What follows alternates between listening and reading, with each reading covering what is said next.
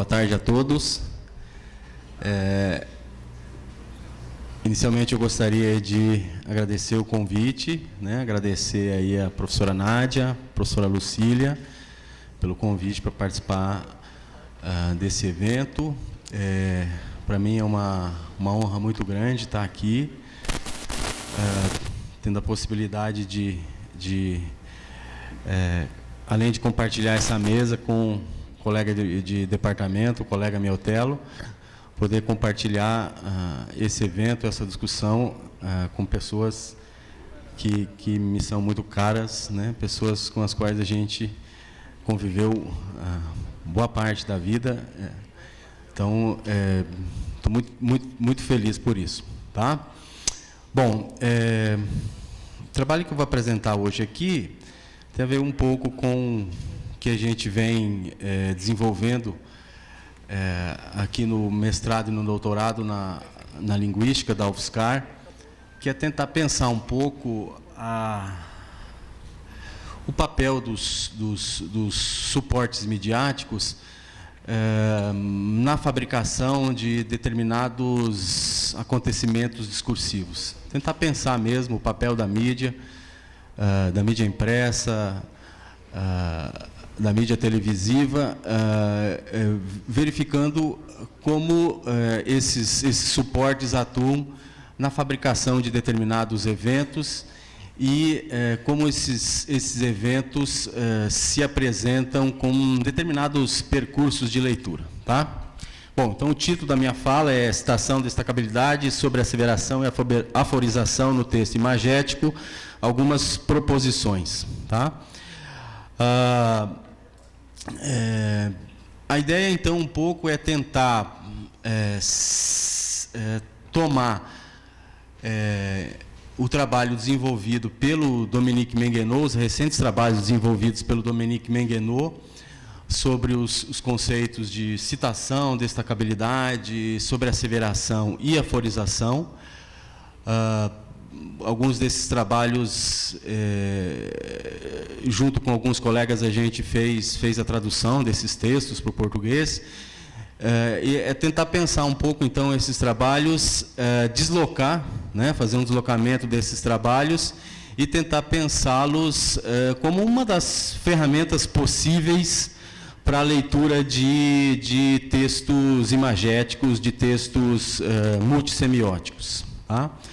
Então, a ideia é tentar um pouco fazer esse deslocamento epistemológico daquilo que o Menguenot pensou, basicamente, para enunciados verbais, sobretudo pequenos enunciados, pequenas frases como slogans, provérbios, máximas, divisas, tentar deslocar isso para pensar, então, o texto imagético, ou o texto multissemiótico. Tá?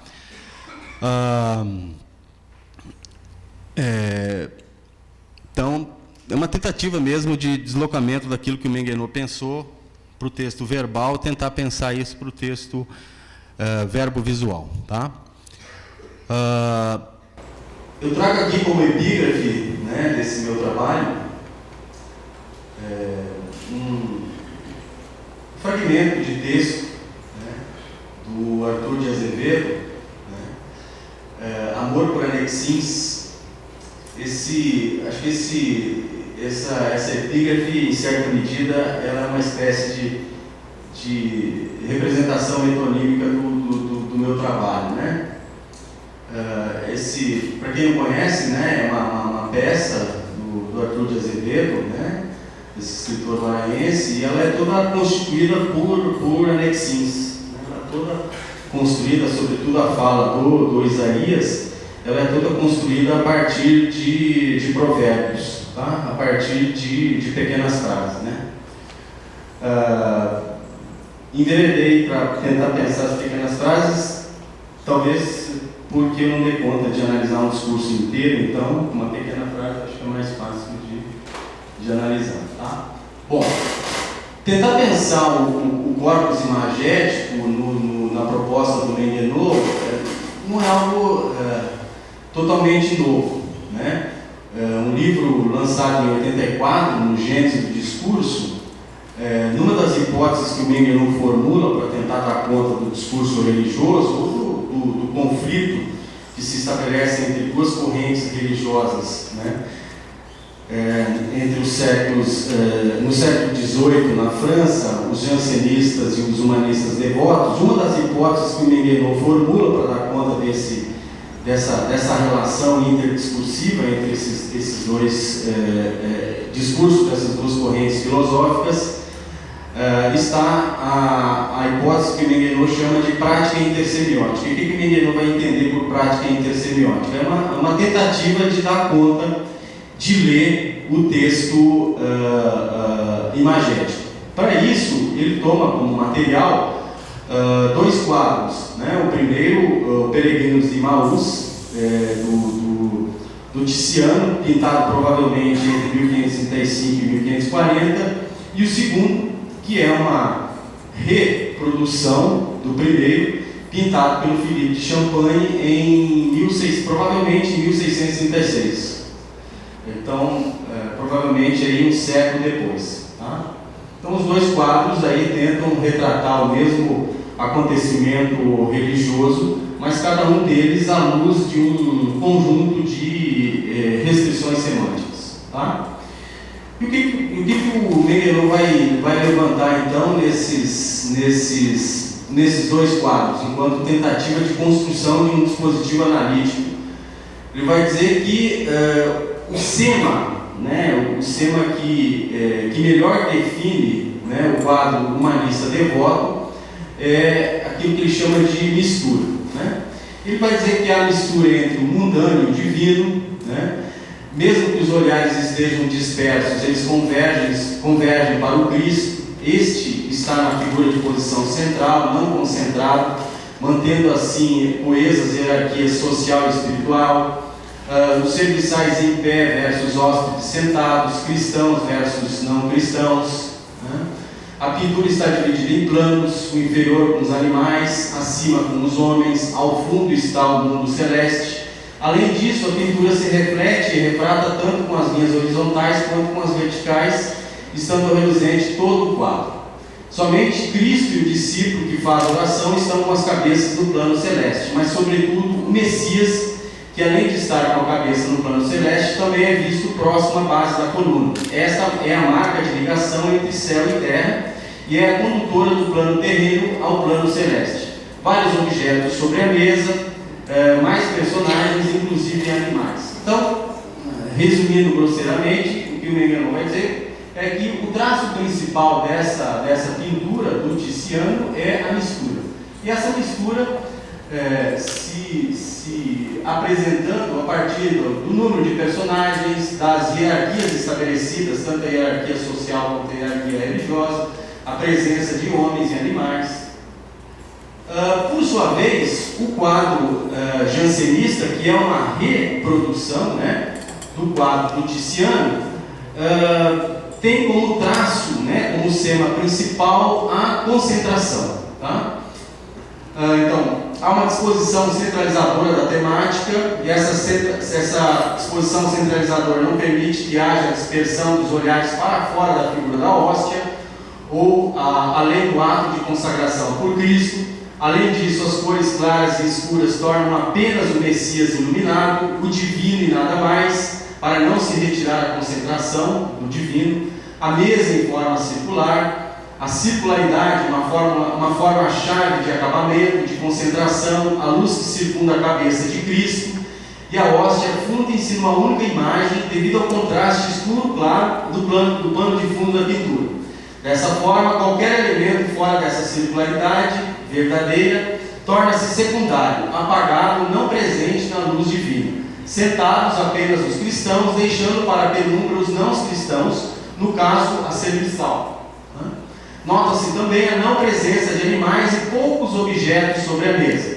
Não há outros planos em destaque, somente o plano divino é bastante enaltecido pela centralidade da luz sobre a cabeça de Cristo e pela brancura da mesa que é redonda. Tá? Então, digamos, esses seriam os principais traços, né, do quadro jansenista. Tá?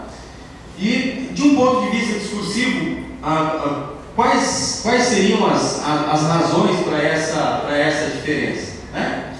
Então, segundo Mengelot, as restrições semânticas dos jansenistas traduzem sob suas próprias categorias interpretativas as identidades não aceitáveis que recobrem os sentidos do discurso outro, no caso, o seu outro, qual seja o discurso humanista devoto. Então, a existência de elementos mundanos, a presença de não cristãos, a reluzente luminosidade contribuindo para ressaltar tanto a verticalidade quanto a horizontalidade do quadro, a colocação de símbolos no espaço arquitetônico diversos objetos sobre a mesa, os animais, enfim, toda a identificação semântica ligada como escura, faz existir uma incompatibilidade entre as obras do humanismo devoto e as do jansenismo, tanto nos enunciados quanto em outros textos. Então, segundo Mengelot, a restrição semântica, né, a formação discursiva, né, dos jansenistas vai traduzir, né, a formação discursiva dos humanistas devotos nas suas próprias categorias, nas categorias do mesmo. Ou seja, há uma espécie aí de tradução da formação discursiva humanista devoto pela formação discursiva jansenista. Ok? Bom, nessa análise intersemiótica é preciso então levar em consideração as restrições semânticas, as discursivas dentro de cada formação discursiva, o que irá propiciar a apreensão da semântica global regente dos textos sob qualquer suporte semiótico, bem como aquilo que pode e deve ser dito e correspondido entre tais manifestações textuais. Portanto, a partir da obra de Tiziano, Mengelot nos faz perceber a dimensão dialógica da discursividade presente na obra de Philippe de Champagne e o funcionamento do espaço discursivo jansenista por meio da interinkompreensão, filtrando em simulacros o discurso do humanismo devoto. Em outras palavras, existe a transposição de significados entre distintas formações discursivas, mas não de qualquer maneira, isto é, ela será marcada pelas restrições que identificam esse ou aquele discurso dentro das práticas discursivas empreendidas em sua economia. Tá? Bom, então, essa é uma primeira tentativa que o Mengelot faz, né, lá em 84, no Gênesis do Discurso, para tentar dar conta desse objeto imagético, quadro Ceia de Emaús. Tá? A minha pergunta é possível expandir a análise intersemiótica para o tratamento de corpora distintos dos quais Mengelot frequentou? Né? Será que, se a gente mobilizar outras materialidades, fotografias, por exemplo, né? Peças arquitetônicas, será que essa ferramenta proposta pelo Mengelot dá conta de nos auxiliar na leitura? Bom, para isso eu trago então duas fotografias, né, que se referem aí a um acontecimento histórico, né, que é retratado pela anedota do Milan Kundera, né, que está no livro O Riso e o Esquecimento. Anedota essa que o Curtini retoma no livro, no seu artigo sobre o discurso político, que está publicado no Múltiplos Territórios do Discurso, né? Então, no primeiro plano eu tenho o nosso bom e velho Gotwald, né, falando para o público num palácio de Praga. Ao seu lado, nosso bom e velho Clementi, e ao fundo o fotógrafo. Né? Isso em 1948. 4 anos mais tarde, o Clementi é acusado de traição pelo Partido Comunista e ele, literalmente, tanto ele quanto o fotógrafo, eles desaparecem da história, né? Quer dizer, resta apenas aí o chapéu de Clementi. Né? Será que essa proposta do Mengelot daria conta de nos auxiliar na leitura desse tipo de materialidade? Ou dessa aqui, por exemplo, né? Mais recente, né? Duas fotografias que retratam aí um momento mesmo de invasão, do esconderijo, né? do Bin Laden, né? No Paquistão.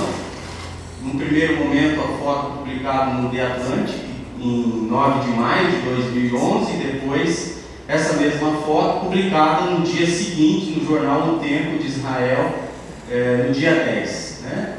Notem que na primeira foto eu tenho a presença, né, de duas mulheres, né, a Hillary Clinton e a Thompson. Na segunda foto eu tenho a retirada dessas duas personagens, né? Nem a Hillary nem a Thompson estão presentes nessa fotografia. Tá? Bom, no caso da fotografia, eu vou dizer que me parece que se trata de um caso exemplar de sobreaceleração e não de construção de um discurso a partir do simulacro do discurso do outro, uma vez em que o suporte midiático israelense fez um destaque apagamento da presença feminina na reprodução da fotografia que deu a circular. Em outros termos, trata-se não de um caso de incompreensão regrada, como na relação discursiva entre os quadros do Tiziano e do Philippe de Champagne, né? Mas de um caso de compreensão regrada em que a reprodução da fotografia pelo jornal israelense apaga, silencia o que se apresentava como incompatível com a sua formação discursiva. Nesse sentido, a análise intersemiótica parece muito produtiva para tratar de objetos imagéticos ou multimodais em que o diálogo interdiscursivo se dá sob a forma de simulacro. Vou tentar defender que, no caso da fotografia, ou das fotografias, tanto essa do Clementine, né, e do Bottom, quanto nessa da presença-ausência da Hillary e da Thompson, eu não tenho um caso de simulacro, né? Eu não tenho a tradução do discurso do outro a partir das categorias do mesmo, mas eu tenho o apagamento do discurso do outro a partir da formação discursiva desse outro. Tá? Bom, o Miguel então vai tentar estabelecer aí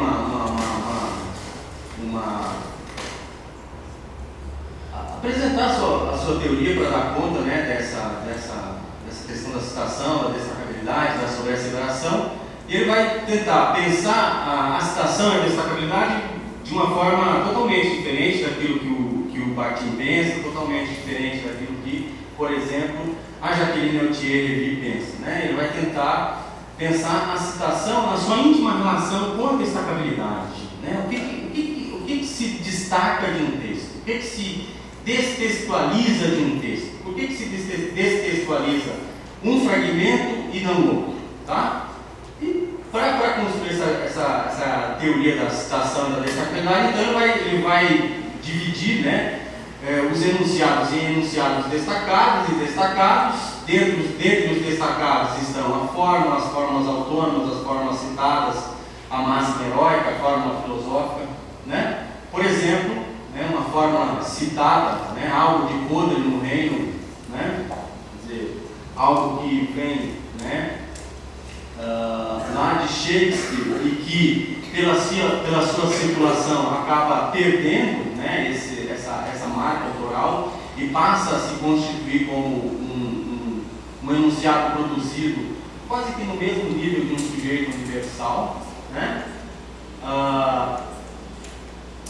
E, segundo Miguel, também há enunciados que são destacados, né? Mesmo que pela sua própria constituição prosódica, né, pela sua estrutura pregnante, mesmo que eles não se ofereçam a destaque, eles sofrem um processo de destacamento. Para isso ele vai pensar então na categoria de sobreaceleração, vai dividir essa sobreaceleração em sobreaceleração forte quando os enunciados são destacados do texto de origem e autonomizados, eles ganham autonomia de sentido. Na sobreaceleração fraca, enunciados próximos do texto de origem e não autonomizados. E por sua vez, na sobreaceleração fraca, nós temos os enunciados destacados de primeiro grau e enunciados destacados de segundo grau. Tá? Para a gente pensar um pouquinho, né, um exemplo de sobreaceleração, acho que a grande maioria se lembra aí da campanha eleitoral da Marta para prefeita, né, em 2008. E no início do segundo turno ela lançou, né, na sua propaganda política 9 perguntas a respeito do seu oponente, o Kassab, né? E essas 9 perguntas, né? Você sabe mesmo quem é o Kassab? Sabe de onde ele veio? Qual a história do seu partido? De quem foi secretário, braço direito? Quem esteve sempre ao lado desde que começou na política? Se já teve problemas com a justiça? Se melhorou de vida depois da política? É casado? Tem filhos? Já que ele não informa nada, não é mais prudente se informar sobre ele. Para decidir certo é preciso conhecer bem, né? Se a gente fosse pensar pela condição de destacabilidade, né, uma boa hipótese seria dizer que esse último enunciado, para decidir certo é preciso conhecer bem, teria mais condições de ser destacado do que qualquer uma das outras perguntas. Só que, quando a gente vai ver a circulação desses enunciados na mídia, a gente pega, por exemplo, esse fragmento do editorial do Estadão do dia 25 de 10 de 2008. Perguntas que não querem calar são aquelas que, por sua pertinência, clamam por uma resposta. As perguntas que a propaganda da candidata Marta Suplicy levou ao ar contra o seu adversário Gilberto Kassab. É casado? Tem filhos? Também não querem calar, mas por motivos que se diriam diametralmente opostos. A indignação que provocaram até mesmo no PT e a duvidosa distinção que acabaram adquirindo de representar um episódio singular mais notório dessa temporada eleitoral, como exemplo acabado no baixo nível que se degradou o segundo turno da disputa pelos governos de algumas principais capitais brasileiras, né? Então, na propaganda política, né, foram feitas 9 perguntas e o que foi dado a circular foram 2 perguntas. É casado, tem filhos, né, e a gente sabe toda a circulação, toda a polêmica, tudo o que causou a circulação dessas 2 perguntas, sobretudo 2 perguntas vindas aí de uma enunciadora, a Marta, né, sexóloga, e assim sucessivamente. Tá? Bom, um outro exemplo, o mesmo exemplo, né, que circulou no UOL, né? Um outro exemplo de sobreaceleração, né, um pouquinho mais recente, a respeito do nosso do livro didático, né, por uma vida melhor, né? A gente tem aí como esse livro por uma vida melhor foi dado a circular na mídia, né, sobretudo, por exemplo, no Jornal Nacional, né? O livro foi dado a circular a partir de 6 pequenos destaques, né? O livro ilustrado mais interessante estão emprestados. Na variedade popular, basta que a palavra os esteja no plural, a língua portuguesa limite essa construção, mas eu posso falar os livros? Claro que pode, dependendo da situação, a pessoa corre o risco de ser vítima de preconceito linguístico. Tá? Então, eu tenho aí, né, toda uma destextualização, né, desses enunciados retirados do livro, e essa destextualização colocada em circulação e esses enunciados produzindo uma determinada interpretação. Né? Tudo bem? Bom, mas será que eu poderia pensar aí, então, a citação, a destacabilidade e a sobreaceleração do texto imagético? Para tentar dar conta disso, então, eu tomo aqui como material de análise essa manchete de capa, né?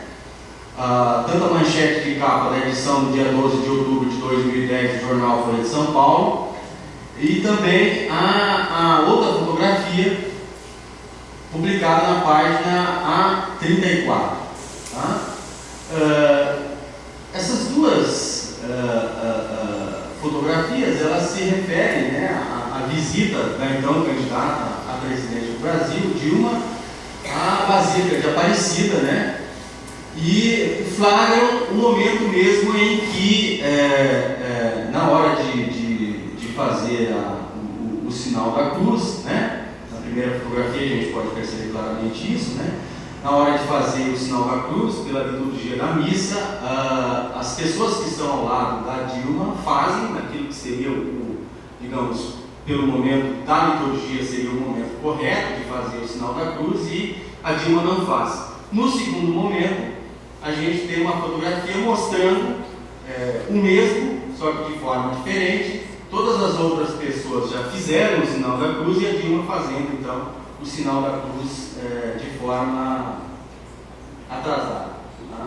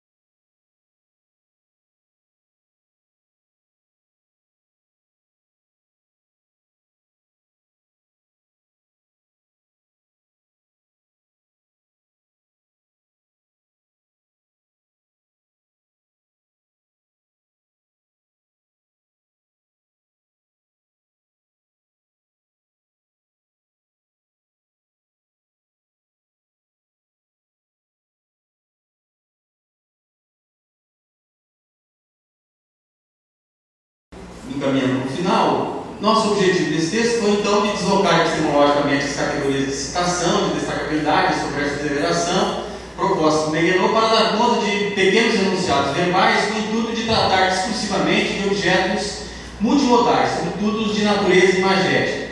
Entendemos que as análises empreendidas, embora pouco numerosas e frágeis ainda metodologicamente, autorizam tal deslocamento teórico, visto que, assim como o trabalho de sobreaceleração realizado pelo enunciador jornalístico do Jornal Nacional, mostrando, no caso da análise do livro didático de língua portuguesa por uma vida melhor, esse jornalista, então, sobreacelerador, reconstrói um percurso interpretativo dominante para os telespectadores, a saber, que o livro didático ensina a falar errado a língua portuguesa. Tá? Se a gente observar lá, todos os destaques, né, realizados pelo sobreacelerador, todos eles vão nos indicar, nos sugerir um percurso deôntico de interpretação, no qual se pode ter como exemplo o fato de que o livro, por uma vida melhor, ensina a falar errado a língua portuguesa. Tá? Todos os 6 destaques caminham para essa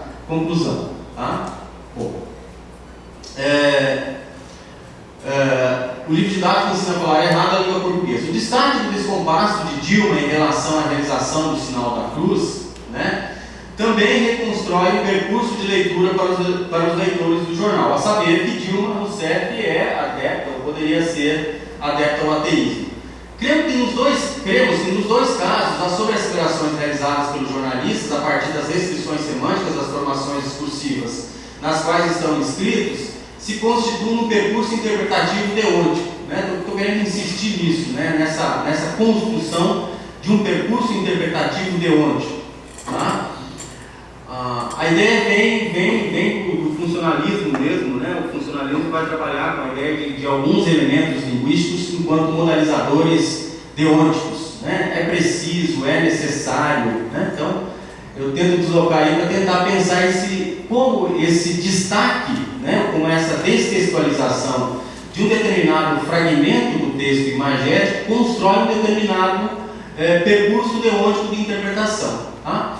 Ou seja, no momento em que o jornal destaca 6 enunciados do livro didático, silenciando todo o restante do texto, e também no momento em que a Folha de São Paulo destaca o descompasso de Dilma em relação à realização do sinal da cruz, silenciando todos os outros gestos realizados pela então candidata durante a missa na Basílica de Aparecida, o leitor é interpelado a atribuir a esses gestos interpretativos um sentido que extrapola o seu sentido primeiro. A interpretação assume a equação dizendo X, o locutor implica Y, onde Y se constitui um enunciado genérico de valor deôntico.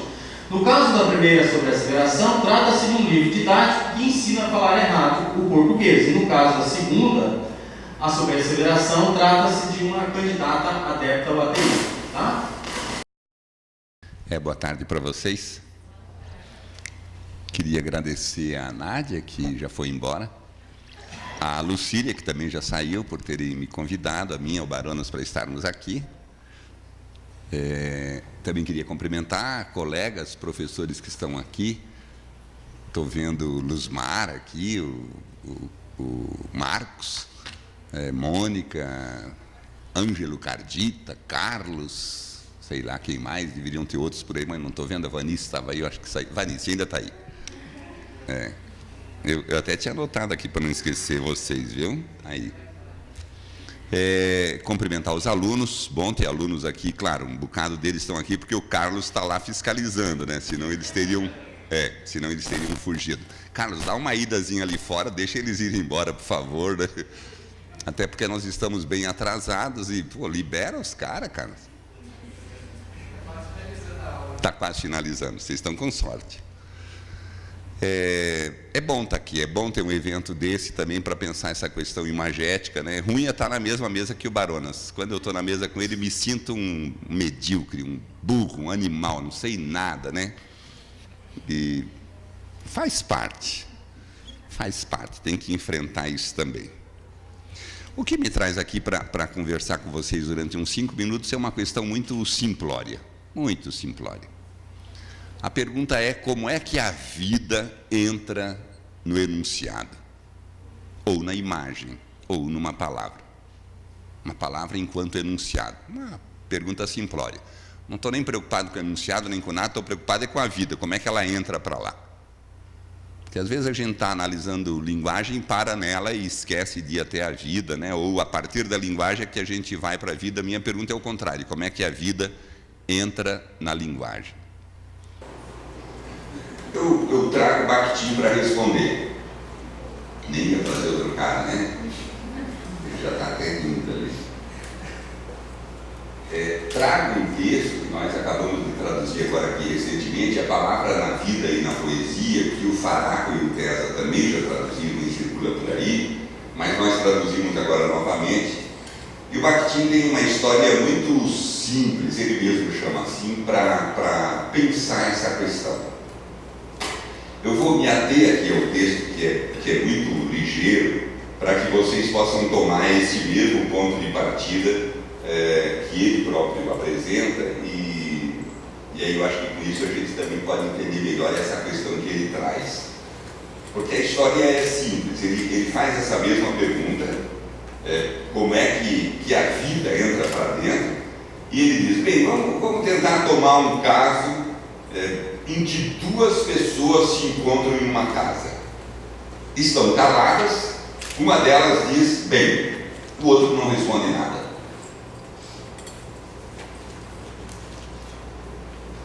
E ele quer entender agora como é que a gente poderia entender esse bem. Ou qualquer imagem dessas que apareceu ali. Se olhar só para o bem, nós não vamos entender nada. Mas de verbo, muito simplório demais, 3 letrinhas, não cabe muita coisa ali dentro. Não íamos entender nada. 2 pessoas estão numa sala, estão caladas, de repente um deles diz bem, e eles continuam calados. Depois ele segue com a história mais para frente, quando ele vai se interrogar o que é que aconteceu. E ele diz: bem, para que a gente possa compreender melhor isso, é preciso ver o que estava rolando lá mesmo. Isso é buscar um contexto extra-verbal, porque só o verbal não vai dar conta. Se olhar só para a linguagem, pode ser verbal, pode ser imagética, eu não vou dar conta.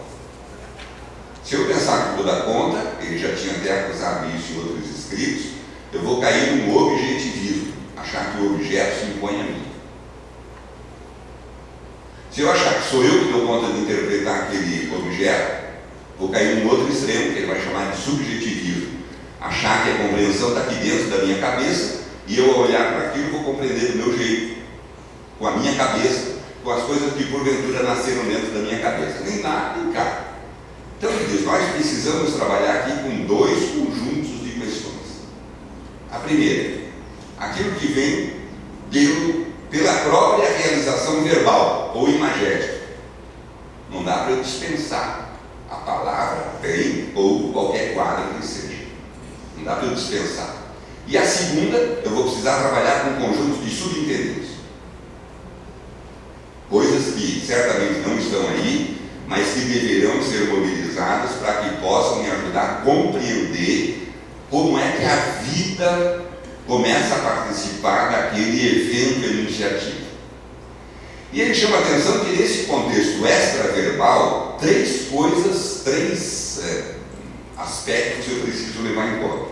Primeiro, é preciso um horizonte espacial compartilhado. Um horizonte espacial de espaço compartilhado. Logo, não dá para a gente retirar as coisas do horizonte espacial, do espaço, de um lugar físico, de uma concretude. Às vezes a gente pega um quadro qualquer, esse mesmo do Van Gogh, e vai pegando ele aí pelas paredes, pelos cartazes e tal, retirando ele de um determinado contexto e colocando em outro. E é evidente que os anteriores sempre vêm junto, a gente precisa sempre buscar isso, porque agora está numa nova espacialidade e esse horizonte espacial precisa ser compartilhado por aqueles dois camaradas que estavam lá naquela sala ou por qualquer conjunto nós que estamos aqui nessa sala. Nós precisamos compartilhar. Nós precisamos levar todas as nossas ferramentas para lá para que a gente possa compartilhar essa compreensão comum. E um terceiro ponto, uma valoração compartilhada. Então o que Bakhtin está exigindo de verdade é que a gente compartilhe, não pode estar na cabeça de um nem na cabeça da outra, tem que estar compartilhado, logo tem que estar no social. Não é um sabe e o outro não sabe, um está dando tom e o outro está fora do tom, os dois precisam compartilhar. Então agora ele retoma a história. Os dois estavam naquela casa, no momento da conversação, ambos os interlocutores olharam pela janela, estou lendo aqui o texto, e viram que começava a nevar. De novo, no momento da conversação, ambos os interlocutores olharam pela janela e viram que começava a nevar. Os dois sabem que é mês de maio e que faz muito tempo que devia ter iniciado a primavera. É lá na Europa, para aquelas bandas lá. Finalmente, aos dois, o inverno tão prolongado é um mal. Ambos esperam a primavera e a queda de neve tão fora de época entristece os dois.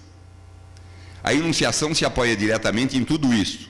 No visto conjuntamente, os dois viram a mesma coisa. Eles compartilharam a neve caindo, aqueles flocos de neve caindo pela janela. Eles também tinham o sabido conjuntamente, é mês de maio, não é mês de nevar, é mês de maio, a neve está atrasada demais, se fosse janeiro, se fosse fevereiro, ok, mas pô, é maio. E também naquilo avaliado por eles conjuntamente. O inverno está atrasado, eles estão com vontade que chegue a primavera, eles tinham alguma coisa para fazer na rua caso não nevasse, viesse o sol e tal. E tudo isso é abarcado pelo sentido vivo e aparece absorvido por ele. E sem dúvida não está expresso verbalmente, não está dito naquela palavra bem. Os flocos de neve estão atrás da janela, a data está na folha do calendário, a valoração está na vida de cada um daqueles falantes, porém tudo isso aparece compreendido na palavra bem.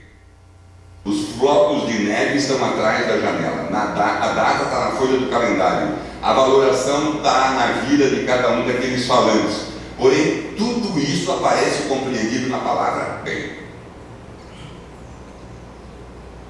Bakhtin, em alguns outros momentos, ele também fez essa mesma tentativa de nos ajudar a estabelecer compreensões. E ele, em algum outro momento, por exemplo, no marxismo, ele tinha pensado que era possível a gente fazer isso através de tipos e formas de enunciação. Onde aqueles tipos e formas de enunciação estivessem mais estáveis, ali a vida entraria para dentro da linguagem. Depois, esse texto que eu estava lendo é de 25, esse que eu estou falando agora, o marxismo é de 29, em 52 ele estava pensando uma outra questão que era os gêneros do discurso. O jeito de passar para dentro da enunciação, seja palavra, seja qualquer outro tipo de texto, estou sempre tomando a enunciação como isso que diz o próprio Bakhtin, qualquer tipo de produção humana é um texto, é uma enunciação, uma vez posta na interpelação. O Bakhtin diria, então, tem uma correia de transmissão entre a vida e a enunciação que se dá pelos gêneros do discurso, naquele lugar onde a linguagem se estabiliza. Agora, ele tinha feito outras tentativas também bastante ricas. Por exemplo, a entonação passa para dentro da linguagem também a vida. Quando a gente entona, a gente passa aquilo que é emotivo, volitivo, a minha forma de ver o mundo, eu passo para dentro da linguagem. Eu garanto sentidos, garanto essa compreensão coletivizada, porque eu entono, eu aprecio, era uma outra palavra que ele também tinha usado, eu dou preço para aquilo que eu estou dizendo. E normalmente eu dou preço na forma, no jeito, no tom, como eu enuncio para o outro. Portanto, para concluir, para a gente poder conversar, a forma que a gente precisa perceber ao analisar enunciações, ao trabalhar com linguagem, é mais do que ver o objeto em si, que não tem nenhum sentido, é ver a relação que o objeto tem com aquelas pessoas que estão compartilhando, essa palavra que é fundamental para o Bakhtin, a compreensão ou a leitura daquela enunciação ou daquele objeto, daquele pedaço do mundo. É isso que nós devemos levar a sério quando a gente fizer análise, e não necessariamente tentar forçar a própria linguagem apenas, como se ela tivesse todos os elementos de compreensão daquele pedaço do mundo da qual ela participa. Obrigado.